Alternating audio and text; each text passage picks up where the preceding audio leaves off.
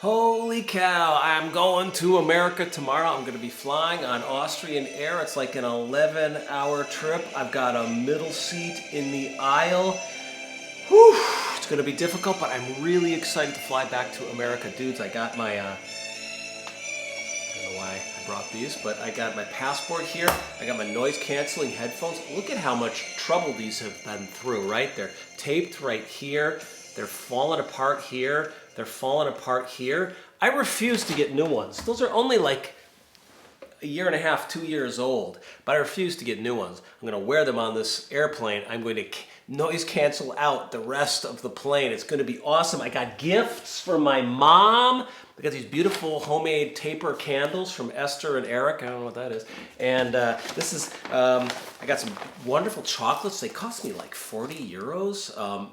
This is supposed to be an unboxing video to show you what I've been bringing home, but it's actually just a boxing video because I don't want to take anything out of the package. This is this awesome, really cool, like colored crystal candle holder that I got my mom. And I'm really excited to be going home to America. And here's the interesting thing: next Tuesday, I don't know if you heard, there's a presidential election, so I'm going to be there for the elections. And it's the first time in a really long time that I've been in America during a presidential election.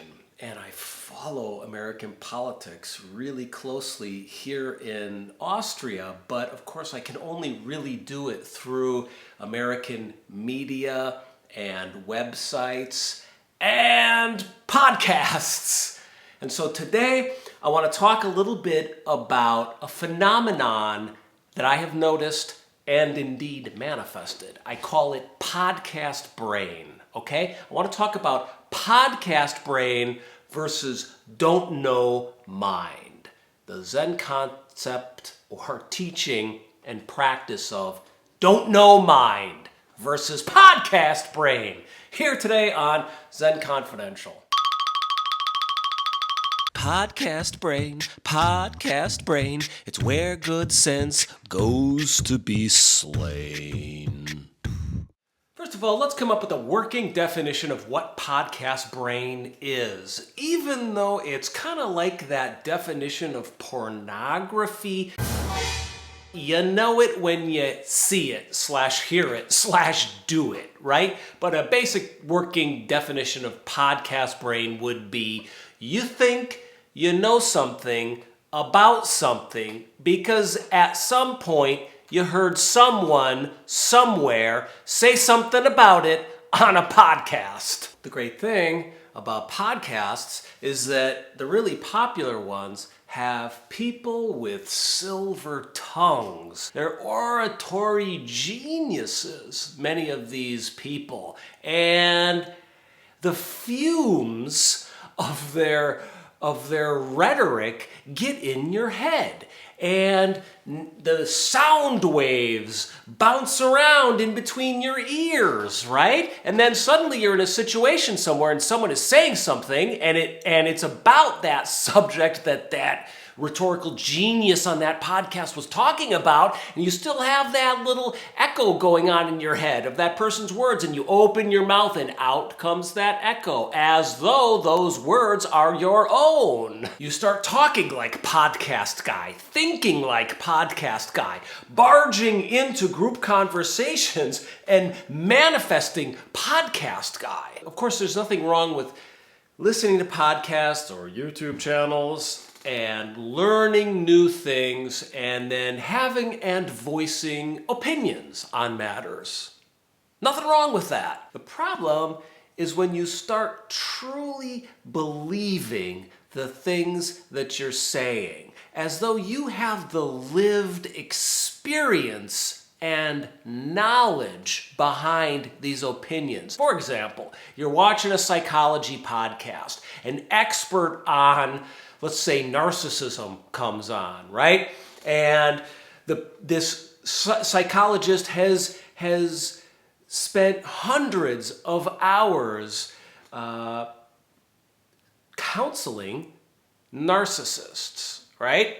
and you listen to an hour-long podcast where she talks about narcissism, right? And she says some very interesting and eloquent things that you recognize as being truths. And now you barge into a conversation with your family members and start railing about how that person that they are talking about is a narcissist. But you really have no idea. You've never been in the room with a narcissist in a therapeutic context and read all the scientific literature on it, really sat down and thought about it, drove home while the words of a narcissist that you just talked to for a few hours are reverberating still through your skeleton. You just heard a few things on a podcast while you had your eye massager on and you were laying in bed under your covers after work. But now suddenly you're a narcissism expert, podcast guy. Podcast brain is where you think talk is real, where you think words are real. But as my teacher used to say, my Zen teacher used to look us in the eyes and say, words are lies. I remember he said, when people start talking, sooner or later, they start fighting. He used to make everybody shut the hell up when we were sitting in a room with him having tea. And it was usually very hot in those rooms. And we would get sweaty. And it would be silent, and we would be kneeling, and 5 minutes would become 10 minutes, and we would just be sitting in silence together, nobody saying anything, because as he said, with monks as it is in a country of 300 however many million American citizens there are now, whenever people start talking, they start fighting. Words are lies. Okay, let's talk about now this podcast brain as opposed to this teaching or principle in Zen Buddhism of no mind or don't know mind. What is don't know mind? What I'm going to do now is read you a quote from Huang Po, okay, who is an old Chan/Zen master. And I've been listening to Huang Po by audiobook. I really miss America if for no other reason than the fact that I have books spread out all over the country. All my old books that I got at the monastery that I smuggled in because you weren't supposed to read at the monastery, they're all at my sister's apartment in Los Angeles. I've got like hundreds of books. And then I've got books at my mom's house in Wisconsin. I've got books at my dad's house in Wisconsin. I've got books here in 2 separate places in Vienna. I miss my books, okay? I've been listening to Huang Po. The guy who talks on the audiobook sounds like this, and he mispronounces every single Japanese, Chinese, and Sanskrit word. So he says, the most basic words, he can't even pronounce dharma. He's like, dharma, he pronounces the H, right? Or sangha, sangha. Sangha. This guy's driving me crazy, but he's got a good voice, and where else am I going to get Huang Po on audiobook, right? So so I don't have my books here is my point, so I found something that's online that I'm pretty sure is Huang Po, but if it's not, don't shoot me in the head with a shotgun or something. I'm going to put on a funny hat because it's boring to listen to people read things. But if you're lying in bed listening to this because you're doing your own daily dose of podcast brain, you can stay laying there and not look at your phone to see my funny hat, 'cause it's not that funny, okay? The questioner asks, Huang Po, what guidance does your reverence offer to those of us who find all this difficult to understand? This being all the teachings that Huang Po is giving, or he's trying to get people to manifest no mind, a tradition that is outside of words or scriptures, as Bodhidharma put it, the founder of Zen itself. And Huang Po says, I have no thing to offer. I have never had anything to offer others. It's because you allow certain people to lead you astray that you are forever seeking intuition and searching for understanding. Isn't this a case of disciples and teachers all falling into the same insoluble muddle? All you need to remember are the following injunctions. We could say that these are the injunctions or the instructions or teachings around, I'm going to take this hat off because I know I'm annoying you, around this Zen concept or principle of don't know mind.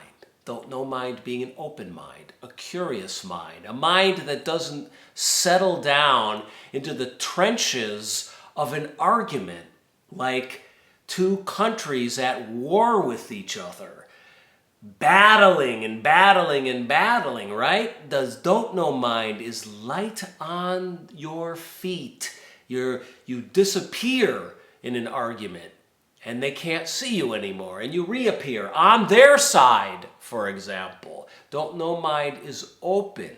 It's generous. It's childlike. It's playful. It's astonishingly serious when the moment calls for it, but it is not an example of a person taking themselves seriously. So I've seen don't know, you know it when you see it, right? It's a bit like podcast brain. You know it when you see it. So here are 4 things that Huang Po says that I found to be helpful in trying to step out of my podcast brain and into my don't know mind. Okay, here we go. First, learn how to be entirely unreceptive to sensations arising from external forms, thereby purging your bodies of receptivity to externals.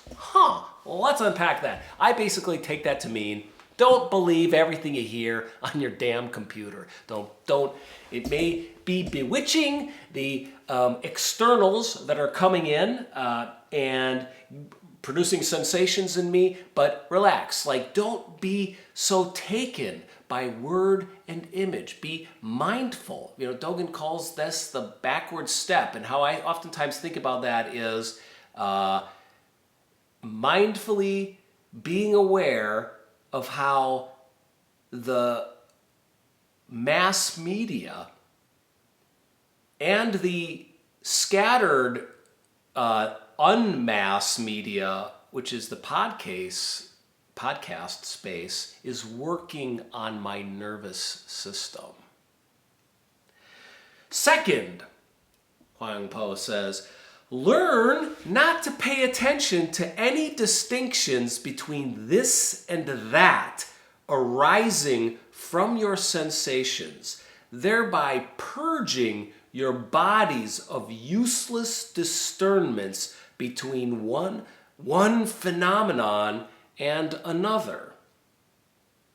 Third, take great care to avoid discriminating in terms of pleasant and unpleasant sensations, thereby purging your bodies of vain discriminations. Fourth, avoid pondering things in your mind, thereby purging your bodies of discriminatory cognition. He says, a single moment's dualistic thought is sufficient to drag you back to the 12-fold chain of causation, right? Which ends up creating an endless chain of karmic causes and results. And this is the law which governs our whole lives up to the time of senility and death.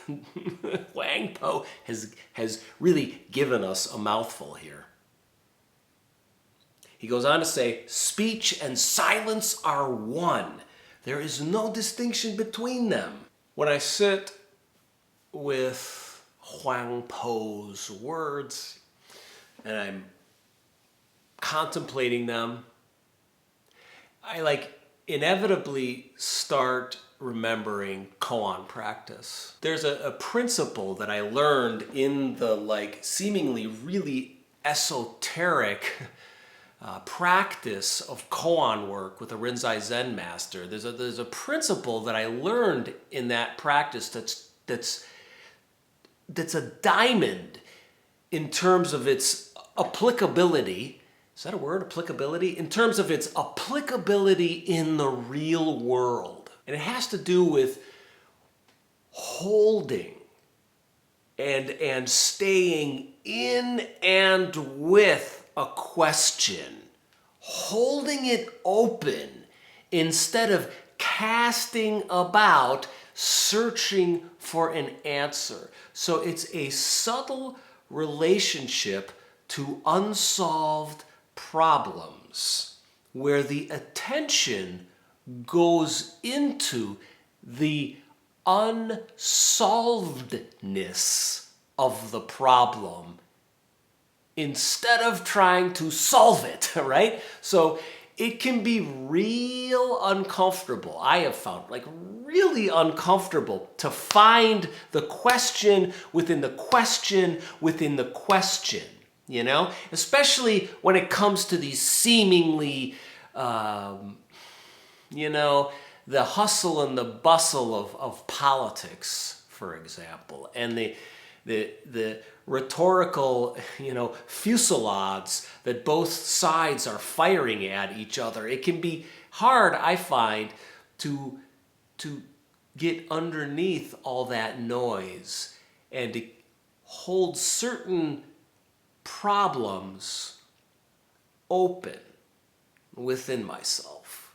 But the practice is, for me, and the idea is, when you hold a question open, hold that open question with attention, eventually the answer appears. It just pops up out of nowhere. That's why they always say enlightenment is sudden in Rinzai practice. I mean, it's like the overnight success who's worked half his life on his craft, right? Oh my gosh, it happened overnight, but they've been working half their life on their craft. It's like you're working, you're holding this koan open, this problem open, and then suddenly you're chopping green beans, boom, and the answer appears, right? It appears like a gift out of nowhere from your subconscious. And the understanding here is that essentially the question and the answer are one and the same thing. They're the same thing, just seen from different angles. And so if you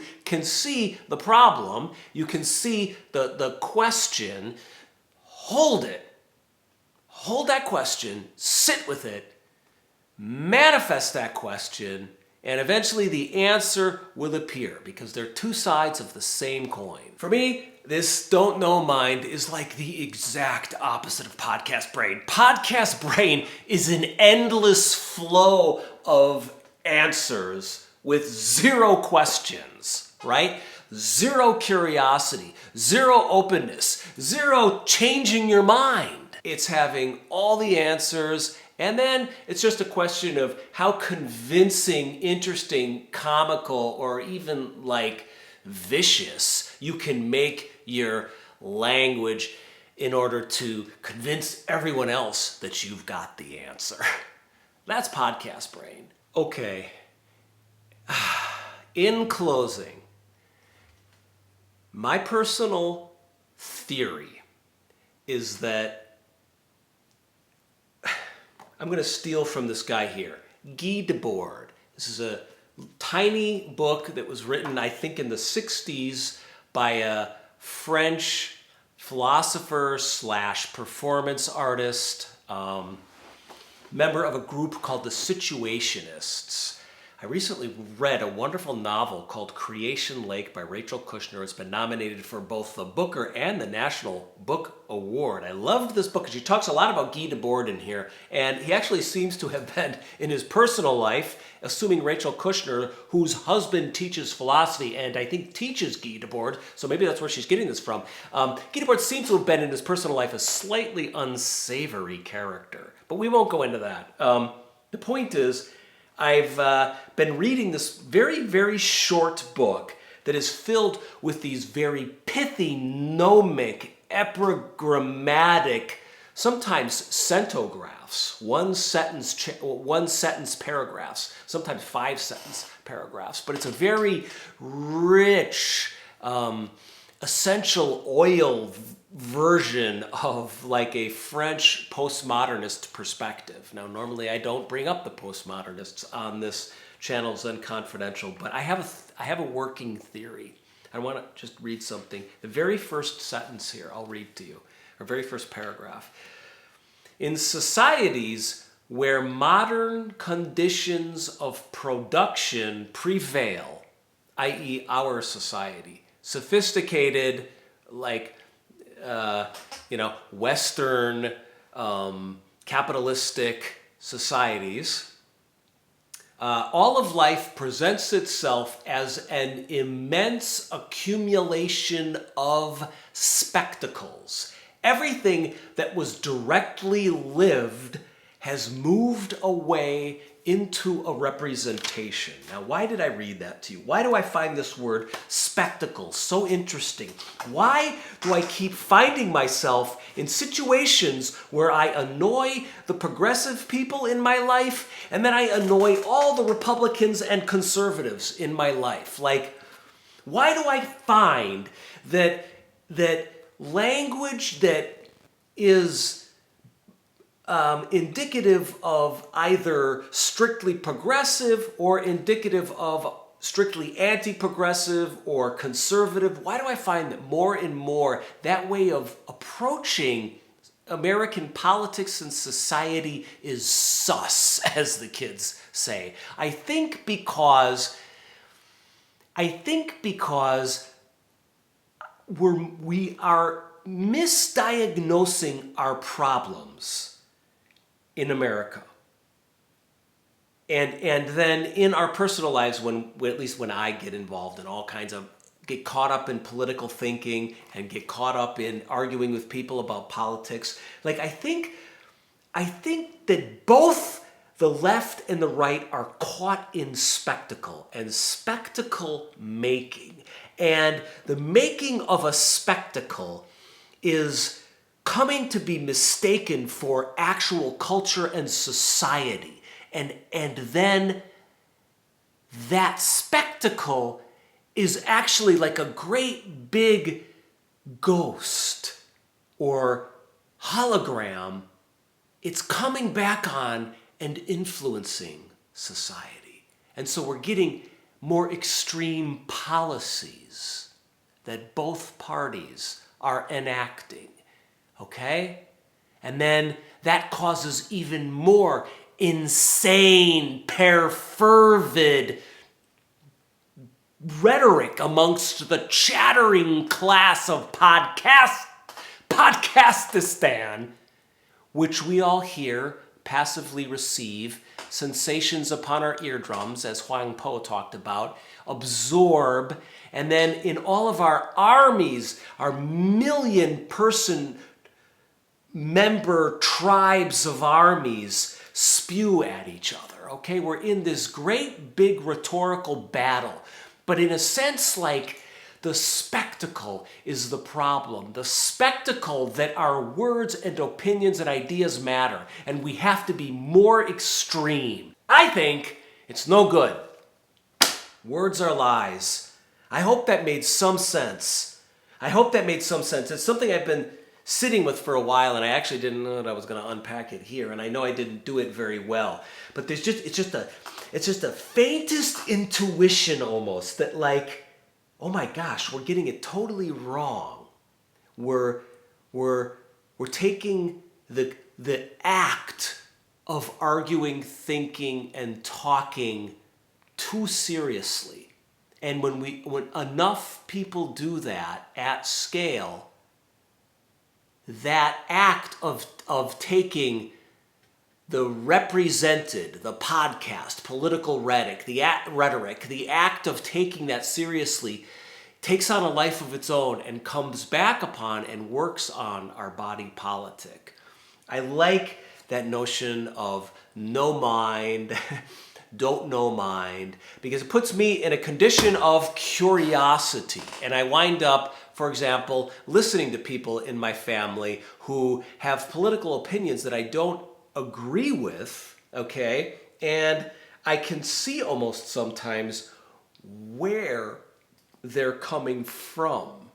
And that is a very different thing than what's coming out of them rhetoric-wise. And it helps me connect with them still and keep my own mind and my own heart open.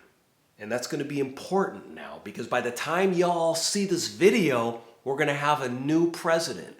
And half the country is going to hate him or her, right? And half the country is going to think that they have to support any and everything that that candidate and that party says and does, right? No matter how foolish or crazy or out of whack or far right or far left it is, because they don't want the other tribe to gain even a hair's breadth of ground in the trench battle warfare that American culture and American society seems to have become, as I look out upon it from across the pond over here in Vienna. But I'm going to be joining you all. I'm assuming most of us are American here, but not always. But some people are from Britain, some people are from Europe, some people are from Australia. I get a lot of viewers from around the world. And but in any event, I'm going to be going to America soon. I'll be joining my dear country people for this interesting election and Thanksgiving and basic family time. I'm excited. I'm really excited about it. I can't wait to go. Anyways, friends, I need to pack. I need to pack. I need to like clean. I need to print boarding passes. I need to do all kinds of things. I need to charge my my noise-canceling headphones. Okay, so listen, if you like this channel, you want to support this channel, you want to help me out, pay for these candles, books, glasses, and a new set of noise-canceling headphones, baby, you can support me here. Patreon.com/showsonjackhobner. That's patreon.com/showsonjackhobner. I'm going to try and do more sits and work on the community building aspects of my Patreon page. I'm going to try and do one when I'm in Wisconsin. I'm going to call it like the post. These are really oily. They're my girlfriend's. They're not mine. Baby, get some, clean those things off. Sorry, I was getting disoriented there. Yeah, I'm going to try and do more sits, and I'm going to try and do one when I'm going to do one when I'm in America to like process this whole election. I'm going to call it the post-election sit. So in any event, if you want to join the sits, if you want to read some essays that I've got up on Patreon, if you want to be part of the Patreon community, you go to patreon.com/showsonjackhobner. You can also support this channel with a one-time donation through my PayPal link, which is in the video description below. Thank you so much for your support. A lot of people have been, they like what they something connects on this from this channel, is unconfidential, and then like I see in my email box, I got a donation through PayPal, and man, you guys, you send those donations, and it pays for these random bills I keep getting. Like everything is going up, man. Like prices everywhere are going up, and boy, it feels so. It's just like I don't know. It feels like a nice snowball. I don't know what that means, but remember how cool that was when you were young and you had a snowball, and like you would hold it and you could throw it and it would explode against something. That's what I feel. I get that joy, that childish joy of like a cool thing when I see that PayPal donation email in my inbox. It's like a nice new snowball. I can, wow, look at this. This is fun. Anyways, thanks for your support, friends. I'll see you next time. Ciao.